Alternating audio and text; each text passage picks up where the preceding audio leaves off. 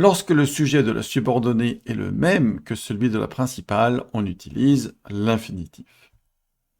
Par exemple, on dit « Il faut que tu fasses très attention, Grégory ». Ici, nous avons deux sujets différents, « il » et « tu ». Mais si je commence par « tu dois », alors je dois continuer à l'infinitif. Tu dois faire très attention, Grégory. On ne veut pas dire « tu dois que tu fasses ». Autre exemple.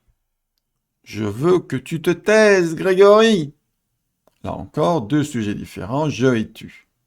Et si on commence par tu, alors on doit finir par l'infinitif. Tu dois te taire, Grégory. Quand la subordonnée suit un nom ou un adjectif, il faut insérer la préposition de. Commençons par la phrase « Il faut que les joueuses se concertent et se concentrent ».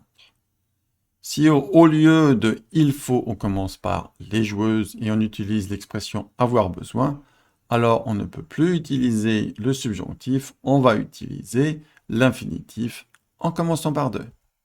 Les joueuses ont besoin de se concerter et de se concentrer. Autre exemple. C'est formidable que Jules et Jeanne repeignent le salon. Si on remplace c'est formidable par Jules et Jeanne sont contents, on doit avoir l'infinitif. Après l'adjectif content, il faut utiliser de. Jules et Jeanne sont contents de repeindre le salon.